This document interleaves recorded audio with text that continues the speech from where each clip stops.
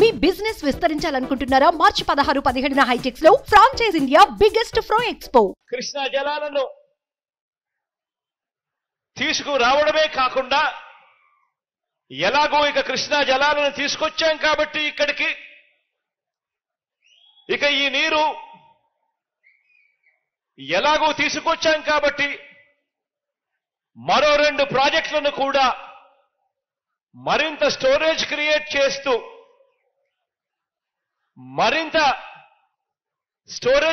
చేస్తూ మరో 2 రిజర్వాయర్ల ప్రాజెక్టులకు సంబంధించిన పనులకు కూడా శ్రీకారం చుట్టే దిశగా దానికి కూడా అడ్మినిస్ట్రేటివ్ శాంక్షన్ కూడా ఇవ్వడం జరిగింది. ఇప్పటికే కృష్ణా జలాలు ఇక్కడ తీసుకురావడంతో దాదాపుగా 6,300 ఎకరాలకు సాగునీరు అందిస్తూ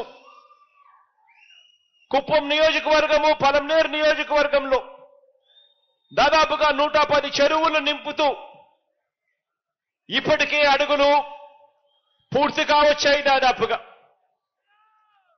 ఇక ఎలాగూ ఈ అడుగులు పూర్తయ్యాయి కాబట్టి ఈరోజు మరింత స్టోరేజ్ క్రియేట్ చేస్తూ కుప్పం నియోజకవర్గంలో 1 టీఎంసీ సామర్థ్యంతో అన్ని కోణాల్లోనూ పరిశీలన, సర్వే అండ్ లెవెలింగ్ ఆపరేషన్స్ అన్నీ కూడా పూర్తి చేసి 2 చోట్ల రిజర్వాయర్ల నిర్మాణానికి అనువుగా ఉందని చెప్పి గుర్తించడం జరిగింది.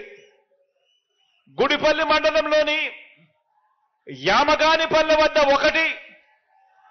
ఒక రిజర్వాయర్ను, శాంతిపురం మండలం మాదనపల్లె వద్ద మరొక రిజర్వాయర్ను, ఈ 2 రిజర్వాయర్లను 535 కోట్ల రూపాయలతో నిర్మించడానికి, అదనంగా దీనివల్ల మరో 5,000 ఎకరాలకు సాగునీటితో పాటు తాగునీరు అందించే కార్యక్రమానికి మనందరి ప్రభుత్వం శ్రీకారం చుట్టింది అని అడ్మినిస్ట్రేటివ్ శాంక్షన్ ఇవ్వడం కూడా జరిగిపోయింది అని కూడా చెప్పడానికి ఈ సందర్భంగా గర్వపడతా ఉన్నాను.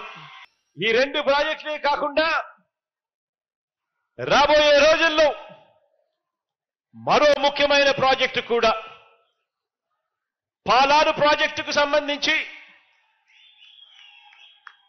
0.6 టీఎంసీల కెపాసిటీ సామర్థ్యంతో అక్కడ కూడా ఒక చిన్నపాటి రిజర్వాయర్ కట్టి 215 కోట్ల రూపాయలతో ఆ ప్రాజెక్టు కట్టడానికి కూడా అడ్మినిస్ట్రేటివ్ శాంక్షన్ కూడా ఇవ్వడం జరిగింది.